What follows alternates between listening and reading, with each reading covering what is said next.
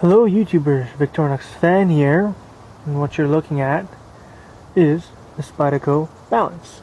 I was merely using it as, well, I'm going to get into that knife. I was using it to help focus the camera. Now, what you see here are two Spyderco knives and one bird knife.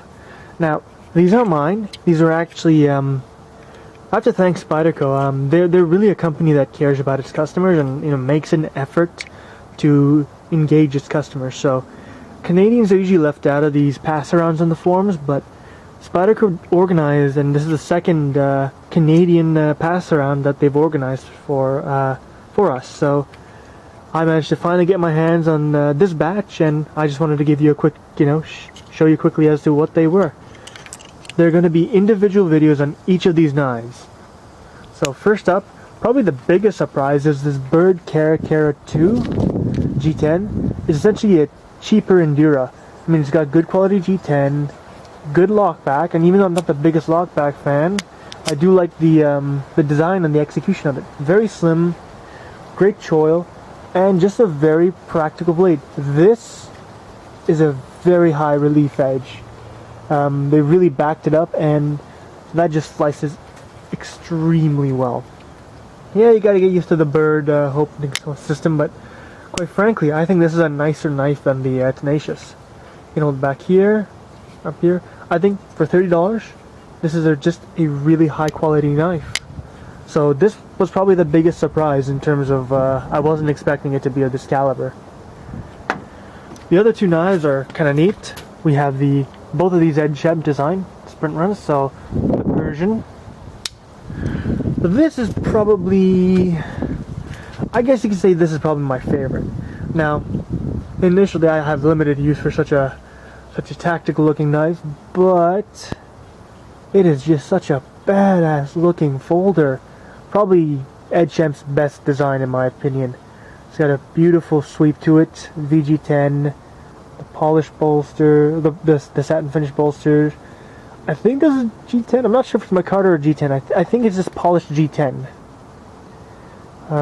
Very well made. It is pinned construction, which kind of sucks, but that just makes up for the fact that this is, without a doubt, one of the, if not the most comfortable knife I've ever held. Think Para 2 ergonomics, but like on steroids. Just, it falls into your hand, and it just locks into place. So comfortable.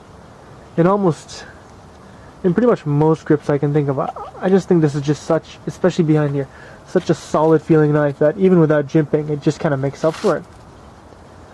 That's a cool little knife. Probably right now my favorite. Just more of a collectability thing though. And last is the Balance. This tiny little thing, and to give you a bit of a size comparison, small Sabenza, Spyderco Balance. Really tiny.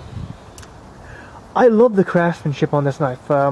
Seki City just makes fantastic quality knives. Everything's beveled nicely, the liners are polished, the screws are even polished, the action is smooth, the blade is center, great build quality.